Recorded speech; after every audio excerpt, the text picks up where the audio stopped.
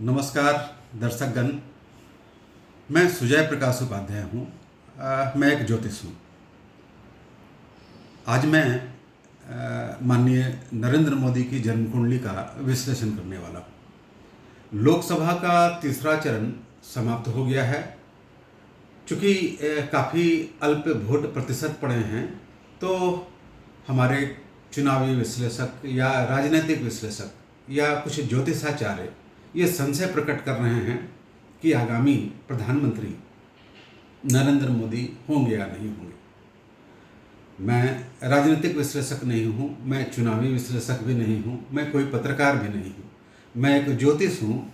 इसलिए आज मैं केवल ज्योतिषीय दृष्टि से, विशुद्ध ज्योतिषीय दृष्टि से, ज्योतिषीय सिद्धांतों के आधार पर मैं माननीय नरेंद्र मोदी की जन्म कुंडली का विश्लेषण करूँगा और आपको बताऊँगा कि भविष्य के गर्भ में क्या छिपा है, क्या कल होने वाला है, आने वाला कल कैसा होगा नरेंद्र मोदी के लिए। नरेंद्र मोदी की कुंडली में लग्न वृश्चिक है, राशि भी वृश्चिक है और मंगल स्वग्रही होकर रोचक योग बनाता हुआ, चंद्र मंगल योग बनाता हुआ लग्न में ही अवस्थित है।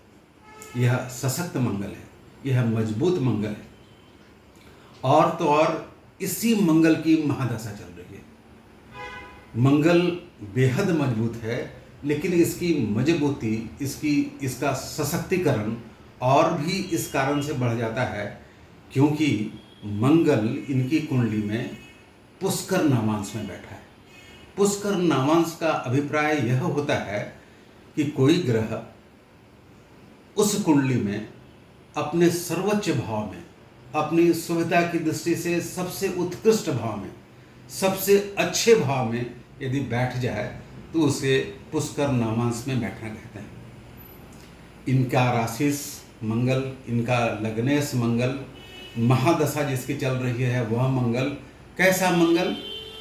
पुष्कर नामांश में बैठा हुआ मंगल। ये बहुत सशक्त मंगल की महादशा से गुजर रहे हैं। और इतना ही नहीं, इनकी कुंडली में तो कई राजयोग हैं ही।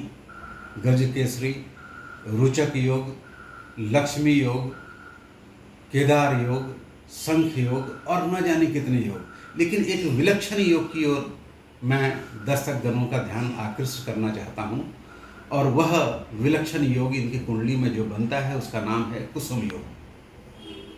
जब स्थिर लग्न हो, शुक्र केंद्र में हो और शनि दशम भाव में हो, तो कुसुम नामक विलक्षण राजयोग बनता है। इनकी कुंडली देखिए, वृश्चिक लग्न, स्थिर लग्न है, शुक्र केंद्र में है और शनि दशम में है। मतलब क्या? मतलब कि कुसुम योग पूर्ण रूप से इनकी कुंडली में परिलक्षित हो रहा है। ऐसे योग वाला व्यक्ति ज्योतिषीय गणना की दृष्टि से, जिसका मंगल इतना मजबूत हो, जिसका योग इतना मजबूत हो, जिसकी महादशा मंगल की ही चल रही हो, उसका आगामी काल बेहतर नहीं होगा।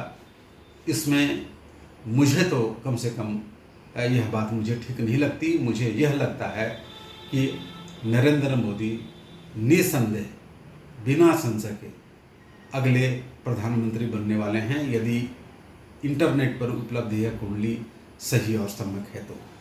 एक बात मैं और बता दूं,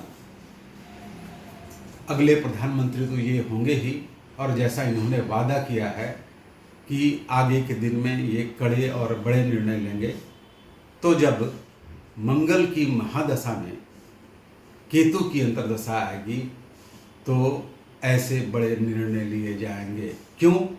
क्योंकि कुंजवत केतु शनिवत राहु, मंगल की तरह केतु और शनि की तरह राहु।